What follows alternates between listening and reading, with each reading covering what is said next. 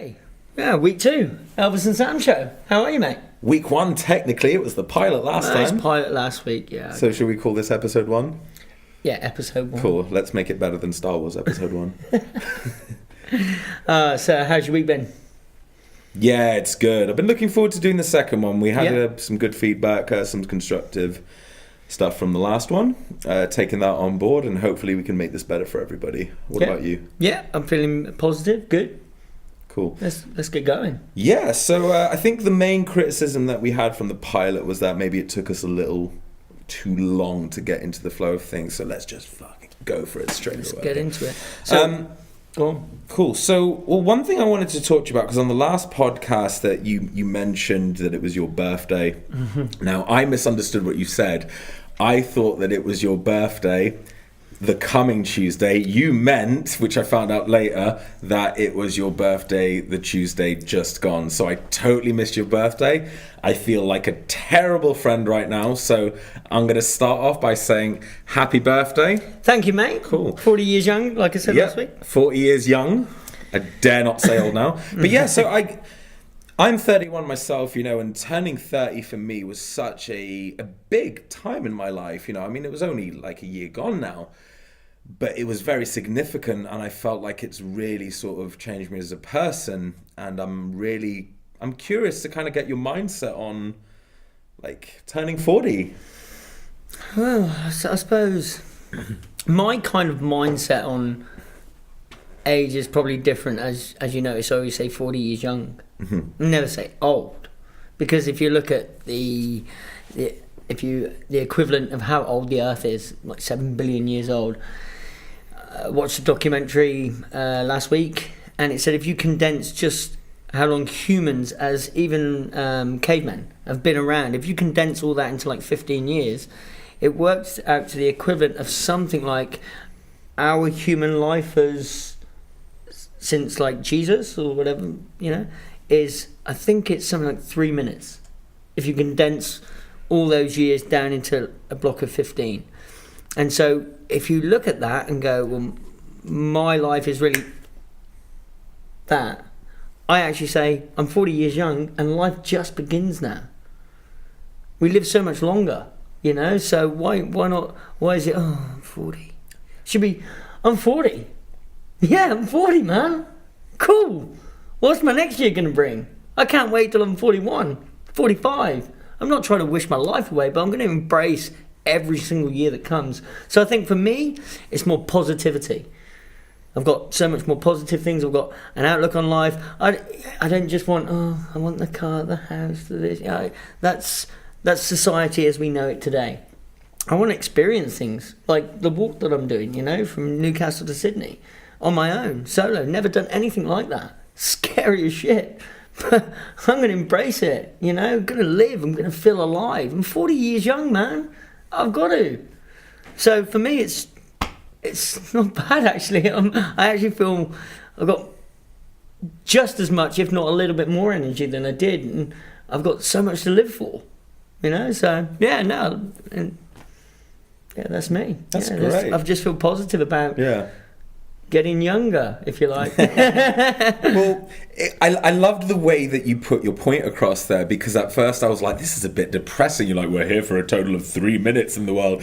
And then like kind of you ended that on such a positive note. Like, I ain't gonna lie, bruv. Like kind of I'm looking a little bit now to turning 40. It's weird, like nothing changes. It's one day. It's from the night before to the next day. It's 1 second.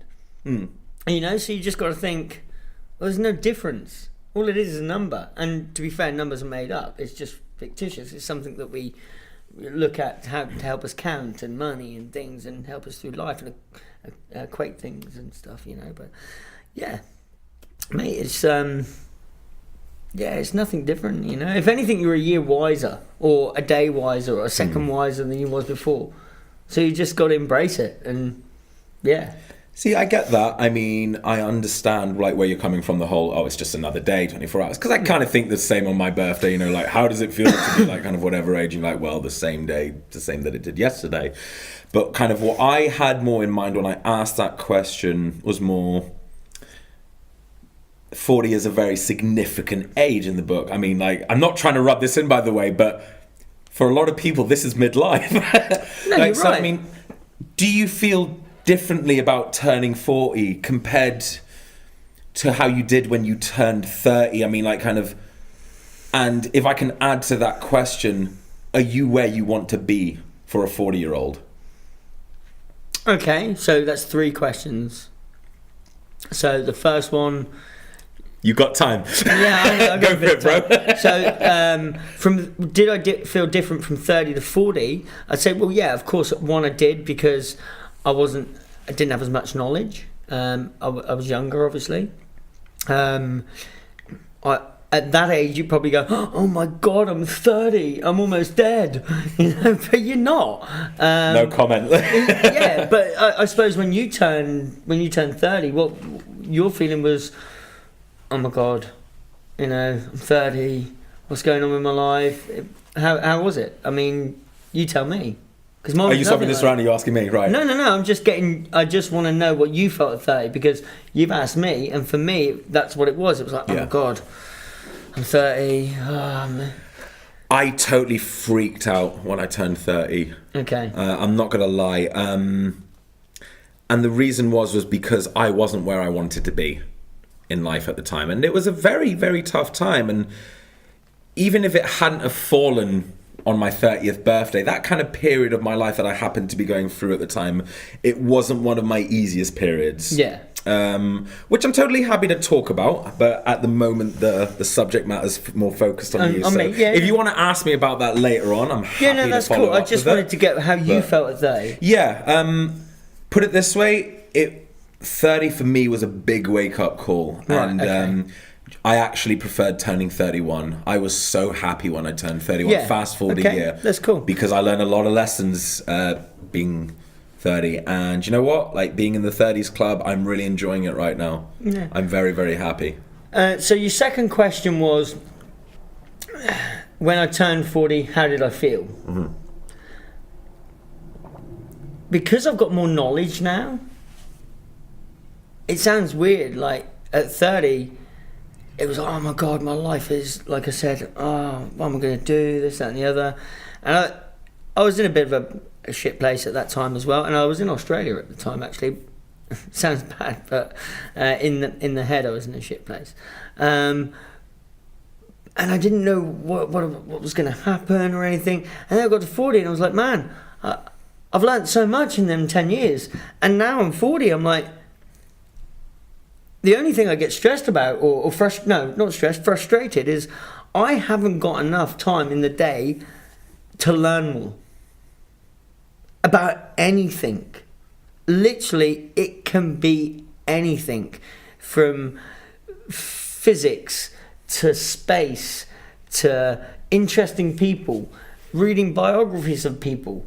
And I start to think, oh my God, I wasted years not doing this, but that's because you've got older. And at 30 you were thinking, oh my God, my life's almost over. Now I'm like, oh my God, my life's not over, I've got so much to learn. So now it feels like I've got more years, where before I thought my life's almost over. But it's just different. But it'd be different for everybody. It'd be different for you when you hit 40. It can be different for people. Imagine getting divorced at 40. Yeah. You imagine that. You've got 2 kids. You're getting divorced at 40. You're like... Can I interrupt? Go on. Is that why No Woman, No Cry? Jimmy Sachs.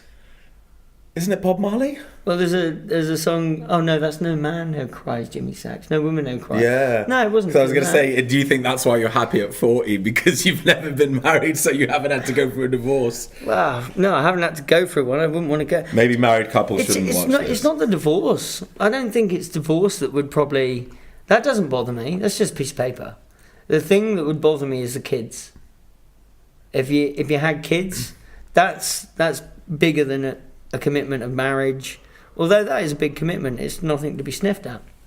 If you're going to take them vows and you're going to go that way, that's how you should do it. But the kids, and I'm not going to be one of those people that sit there and go, oh, the women that treat the men bad and this, and they won't ever see the kids. They do, but there's men out there that are just as much pigs. Exactly. As there's they women are, that do, there's women that don't, but exactly. you're not denying the existence of the women but that do. That would be my worst fear, is getting into a relationship, marrying someone, having kids, and having them kids ripped away. That for me, and people that go through that, and I know many people that have gone through it, and they've done it exactly the right way. They've gone correctly through the solicitors, they've gone through the lawyers, they've done every step by the book, and they seem to get absolutely hammered. It's horrible. It's horrible. Yeah. And you think, well, that can't be good on the relationship between the parents that they're supposed to have, and now the children. And the children pick up on it. They're little sponges, mate. They pick up on everything, and if regardless, if you're in a relationship and it doesn't work, the kids have to come first. When you have kids, you're not important anymore. You are to a certain degree, because you have to bring the bread and butter home and you have to look after the kids, but they are your number one priority now. Everything else goes out the window. I agree with that. But I also think that it is wrong to stop investing in yourself completely. No, I'm not saying that. I don't have children, so I can't really comment too much on that. But from what I've seen, I've got friends that have got kids. I've got family members that have got kids. I mean, my mum has kids. Funnily enough, there'll be plenty out there. There are people out there that have kids, But I've always noticed that when you dedicate everything to your child, like, great, I'm not devaluing that whatsoever, but when you dedicate everything and stop investing some time in yourself, it drives you crazy. And I do think, yes, you do have the responsibility to be a parent and to be the best parent you possibly can, but you also need to continue to improve yourself as a human. No, 100%. Because you're raising another human to be a human. So how can you raise that child to be the best human it can possibly be if you neglect your own role in society of being the best human you can to pass that on? No, but that's not what I was saying. It was probably taken a bit out of context. I'm just saying, you going out is important for you to relax and enjoy yourself, but you shouldn't be doing that if you can't afford to. No. You know what I mean? Mm-hmm. That is important. You need your time. Like if a married couple, you need date night once a week. Yeah. And if you can't get it once a week, we understand. Like, I'm not married, I haven't got kids. So, I mean, I know nothing. Okay? But from what I've seen as a person standing outside, which normally can view the situation better, I'm not saying they're right, I'm just saying you can view it better because you have a clear focus in mind, you see what's going on, especially in relationships and things like that. But you need that time with your partner. And when you go out with that partner, don't talk about the kids. You don't talk about the kids that night because you're not leaving them at home. You need date night. You need to go to the movies. You need to be romantic. You need to. He needs to woo you. She needs to be, comforting. Whatever it may be that you two first found that made you like that. Well, that needs to carry on, and I think that's what you're saying. Yeah. You need that. You still need that stability, that I am the parent, I am the person that goes out to work, I am the person that gets the money, and I provide for the family, and that's him or her, or both. And yeah, you still need that, you still need to be the parent, you still need yourself, but they need to come first. They still need to come first. You need to make sure they're up in the morning, you've got their clothes washed, because they're not going to do it themselves. You need to make, and when they get older, they can start to learn to do these things themselves. But fundamentally, they come first. The kids come first. I think it makes you really appreciate, when you put it like that, how fucking difficult being a parent is at the same time as being in a relationship, because I'm single at the moment, but relationships are a lot of hard work, man. I'm happily single for quite a long time. Oh, I know, right? Happily single. And that's not to say that it's just because you can go out and screw whoever you want. It's not about that. Yeah. It's about, what do I want to do today? Yeah. I know it sounds, and it does sound selfish, I think. And but it's healthy. You need time to invest in yourself, and you need time to discover who you are. And I think a lot of people lack that these days. A lot of people jump from relationship to relationship, and they never find out who they really are, because finding out who you are is a fucking scary thing. Yeah. You know, like facing the world on your own and learning how to cope. I have to look in the mirror. So a lot of people use relationships as a distraction for that, because it's like, I'll just focus everything into the relationship, but then they stop investing in themselves, and those are the shit relationships. And as soon as they do that, what do you see? Go straight down. Because they're not the person they met. Boom. Yeah, all gone. But they're not the person they met when they met them. And that's the thing. For some relationships, the longer the relationship goes on, the less they bother to invest in themselves. And all of the reasons that attracted you to your partner in the first place are gone. And there's not really much keeping them there, because you're living a complete fuck off life. And you're not really doing anything for yourself. You're not growing. You're not developing. Like let's say you get with your partner at 20.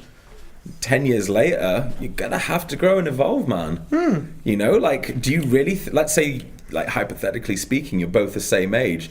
You really think a 30-year-old woman wants to be with a guy that has the mentality of a 20-year-old? No, that's right. So I think it makes you appreciate how hard being a parent actually is, because you have to be a parent, which is a 24-hour never-ending job within itself until they turn 18, or in some cases, depending on where you're from, 28. You know, then you've got the focus of being in a relationship, and you have to nurture that, and then you have to nurture your own well-being.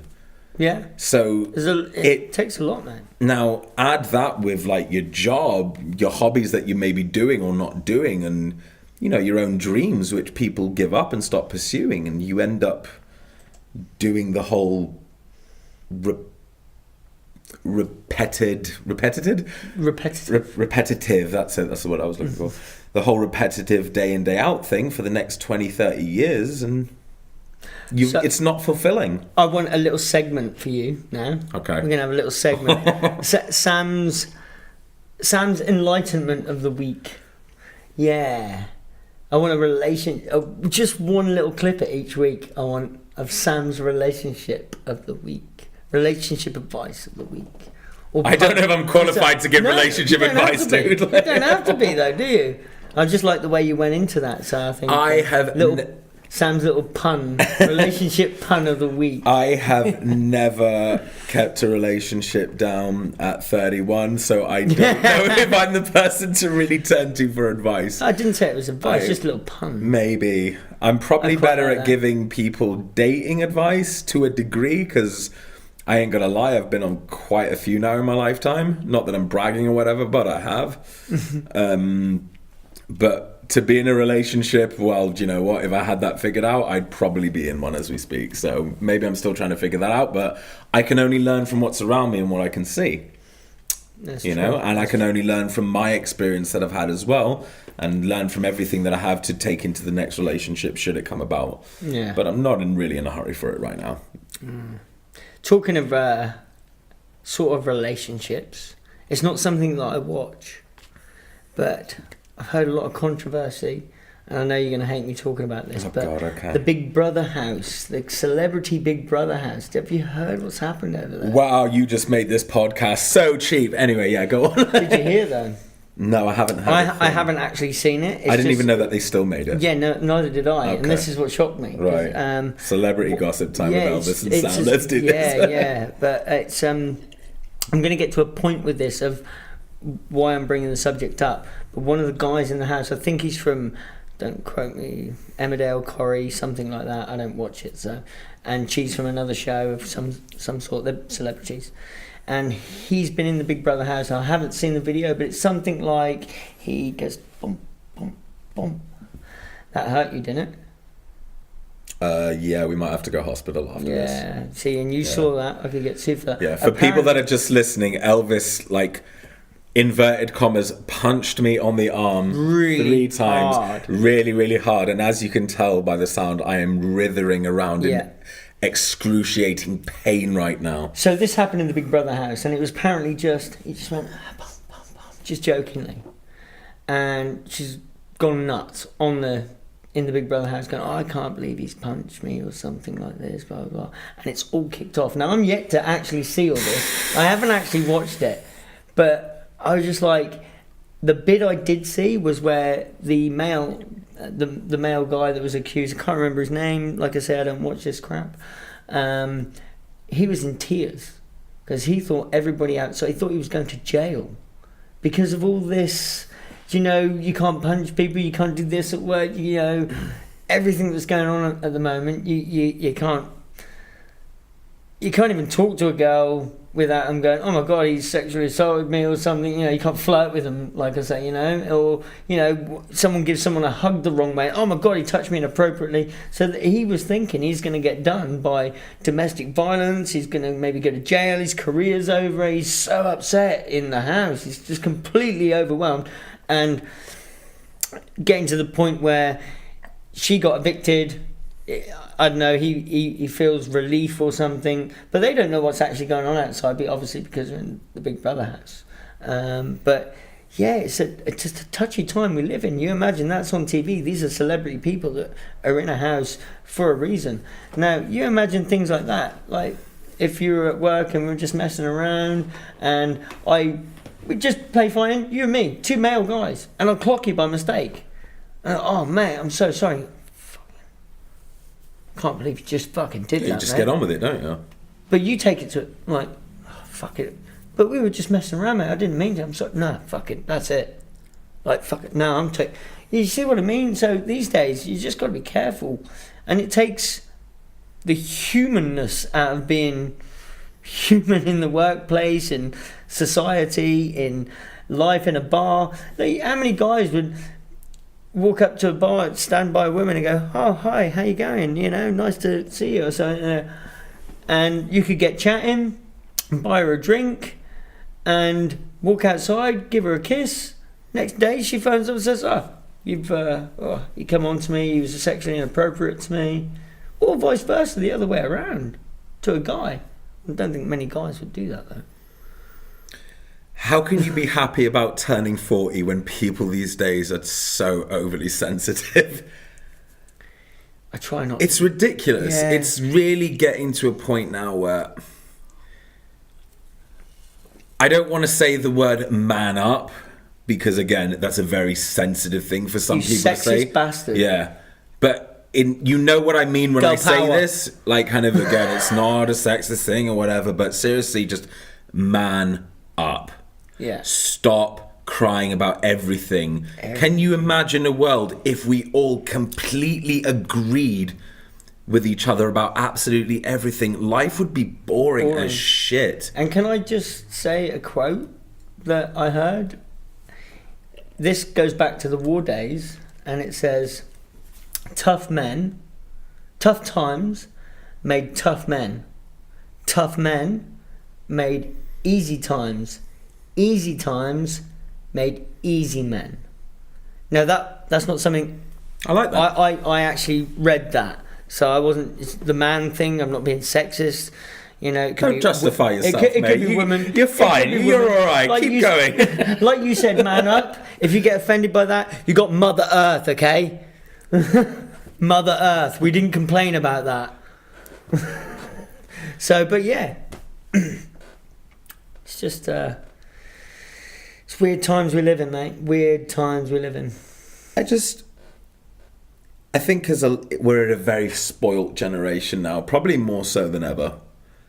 Like, we have so much access to all this wonderful technologies, which are taken for granted. I mean, bear in mind, a while ago, not everybody had a microwave in the house. Now it's a pretty standard thing. Mate, yeah. I mean, you look in... just little things like just being able to heat your own food, we've never really had that luxury, unless if you were to maybe wrap it in a bit of foil and chuck it on the fire for a few minutes to heat it up. Like you say, you are right. If you look at it, again, since AD 2018, so that's 2000, go back 100 years.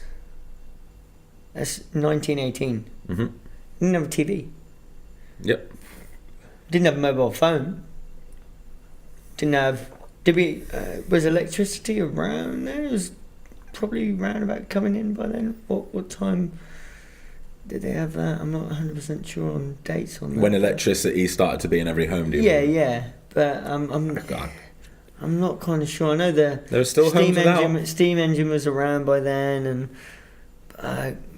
power electricity. Those were the days. Hey, I remember it well. I know. I'll have to check out when that came in. But so 100 years from ago, 1918, very primitive if you look at things. We had steam engine, electricity was pretty much coming in, if not already in. 50 years on from that, so that's 1968. We now have TV. You can phone people. You can fly on planes. Couldn't in 1918. You were not commercial. You had commercial cars everywhere by 1968. You know, space race was around then as well, wasn't it? Was it a bit after that? Like late 60s, early 70s, maybe. So they went to the moon, and that all stopped because didn't need to anymore.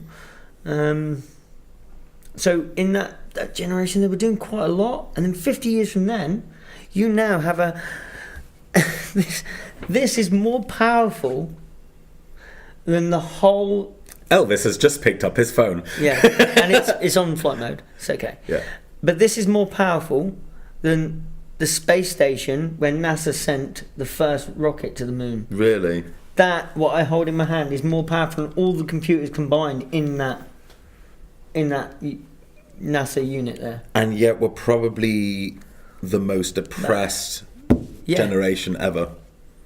How fucked is that? Because everybody's looking in their phones these days. Do you know? People are forgetting to live. Yeah. Do you know they've even? I think they've done it in a European country, probably Denmark. No. Sorry, probably Holland actually. I think it's probably Holland because they're all smoking weed and shit. But and they never look up. But they've put lights, traffic lights in the floor. So when people are on their phones, when they look down now, they can see that the lights change, so they can walk across. They don't have to. And I'm like, no. And now they're doing it in Sydney. I think they might be in Sydney or Melbourne. Don't quote me, but it's definitely one of the Australian cities they are putting Sydney, in. It is Sydney, yeah. Thank you, mate. And they're putting it in somewhere in Sydney. And I'm like, no. Now you're adhering to them. Yeah. Look, it's like You're almost. I don't want to say we're going to stop you encouraging, from getting run over. No, if they're going to look at their phone, let them get fucking run over. Like, for fuck's sake. Like, Jesus Christ. Just watch where you're fucking going. It pisses me off. This is my rant of the week. When you're in a train station, when you're walking down the fucking road, right? Watch where you're fucking going. Even when I got my music in, I'm not on my phone. I'm watching where you're going. If it wasn't for me, I'd end up bumping into you all the time. Watch where you're fucking going. There you go. Was that your best Australian accent? No, I wasn't. I was just getting a bit pissed off about people bumping into me. That came out a little bit Australian, bro. I ain't going to lie. No, I didn't mean it to, but that was my rant of the week. Watch where you're fucking going. Do you know, it's funny because I remember when I came to Sydney for the first time a couple of years ago, and I called you to see if you wanted to hang out because I hadn't seen you in a few years and I knew you were living over here. And you were on Central Coast at the time. Yeah, I know. I was at camping that weekend. Because at the time the speaker on my phone was fucked, so when I called you, I had to put you on speaker. And like I spoke to you and I'm thinking, you sound Australian as fuck right now. And like the person that was like standing next to me at the time that I was hanging out with went, I didn't know Elvis was Australian. I thought you said he was English. I went, oh, he is. She went, you don't sound too English. I went, he doesn't anymore, does he? Yeah, but it comes and goes. It depends who I'm with.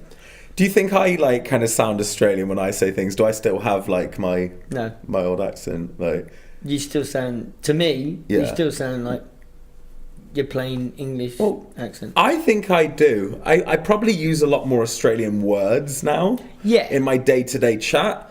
But like when I went back home over Christmas, I've got my family saying to me that I sound Australian. I was like, they say I no, I don't. And I'm like, I don't. But obviously, I don't know, maybe to English people I sound Australian now, and to Australian people I sound English. I still sound like a pom over here. I get told all the time. Yeah. All the time. Oh, what part of England are you from? Or What part of Scotland you from? What, are you from Ireland? Yeah, of course, I'm from Ireland. I sound like I'm Irish, don't I? I love the Irish accent. I I do. wish I spoke like an Irish person. Yeah. I think no matter what, like... We took your potatoes, but you got a good accent, so you got to be fair with that, you know? Yeah, but like... Oh, the thing is, I think... for that. When an Irish person is in the room, you just think... Yeah, you're right. Yeah, I love it. Like, no one hates Irish people. Nah. Like, kind of, wherever you are, wherever there's an Irish person, you're just like, ooh, hello.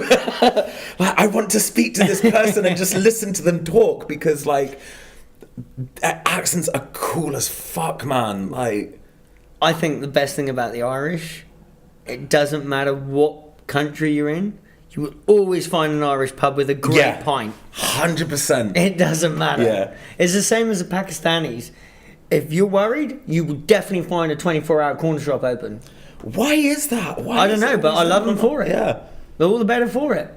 You know? It's crazy. Like, everywhere you go in the world, it's always like... That's it. You know, Middle Eastern, like, kind of that part of Asia, that, you know, that it's always them on the corner shops. I'd like to know, actually. There are white people that do it too, but predominantly it does seem to be them. It's kind of strange, isn't it? Mm. So I would actually like to know if anybody could tell us. okay.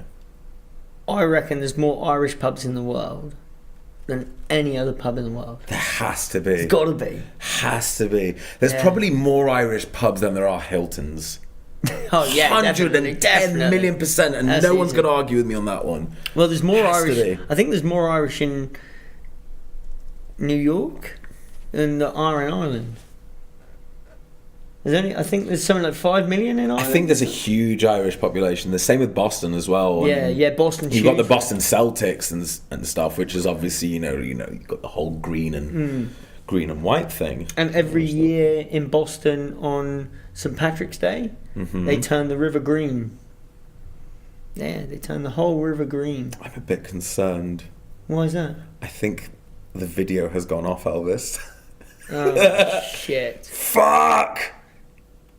Oh no! Do you know what we'll have to do? Shall I check? Do you know what we'll have to do if it has? What? We just have to put a funny Yeah. video over it so you can watch something fun. It's gone off. Do you think it's run out of battery? I don't know. Oh, it's flashing still. Oh, is it? It's still flashing. Right, I'll shut the fuck up then. I think you should, mate. Totally sober, by the way. We have an Australian towel as our mat today, just to make it look a little bit more. And Sam brought a dolphin. No, I didn't bring the dolphin. The dolphin was already there. I don't know where that dolphin came from. I wanted to ask you about it. But I thought you said you wanted to bring a dolphin. I have no idea what you're talking about. Yeah, you do. That was that one I got here. Shall we name this? Okay, so if anybody has listened... Obviously, it's going to be an pod- obvious name as Flipper. Right, so we have a glass dolphin that's going to be on the table. It's going to be our mascot. His mascot. Don't know why I'm facing into the camera because I don't know if it's working. But the listeners can name this, but you can't call it Flipper. No. Or Free Willy, because that's a whale. That's a whale. Yeah. And Yeah. technically it was Willy, not... There was nothing free about it. It wasn't like hanging out or anything. I Like. put the dolphin down, mate. Okay, put it on the star. Cool. I still think you brought that from home. No idea what you're talking about. Yeah, I still got an idea. Cool. So yeah, I think that was a pretty sweet chat today, mate. I ain't gonna lie, I quite enjoyed it. Yeah, I feel like good. I've learned something from you. Really appreciate it. So Just before we start on another subject or cut off or whatever we're I was doing. gonna wrap it up. Okay, we're going to wrap it up. Just a little bit of news about Elon Musk before I go. Okay. My favourite guy in the world. Well, he is, but he's doing some dumb crap at the moment. One is weird tweets, which everybody that's an Elon Musk fan will know all about. But the one that's really... I hope it will get sorted out and he makes a big apology if he's wrong. But he's doubled down on that Thai diver guy that helped the kids out. He previously called him... Oh my God, he called him a sus guy for being out there and said he was something like a pedo.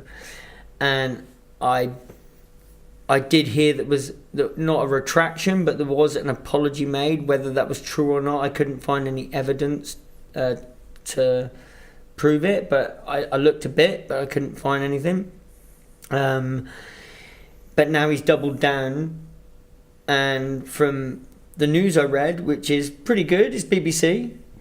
You know, they normally have to print everything that's right, but the news that it came from was BuzzFeed. So BuzzFeed, I'm not going to say that... How embarrassing. Yeah, I'm not going to say they're a bad news company or anything, because I don't know them, but if BBC are printing it, then I'm pretty sure it's correct in what has been said. Yeah. But he's doubled down and called him a child rapist now. So watch the space for Elon Musk versus the Navy, the diver that went out to help the kids. Yeah. All I'll say is I'm not going to support him. I'm not going to defend him. But I'm going to say if you're going to accuse someone of that, you had better have something to defend your accusation with. And that's all I'll say about that one. I think you're 100% You've got to be on that. very careful. And as much as I love Elon, if you're wrong, you need to apologise, I think. But hey, that's for him to do. Yeah, 100%. Yeah, I agree with that That's too. for him to do. Cool. Anyway, good to see you again, mate. It was, yeah. Have a good weekend. Cheers, bro. Cool. Thanks for everyone who tuned in. Like, subscribe, comment, do your thing, and we'll see you next time. Bye. Peace out.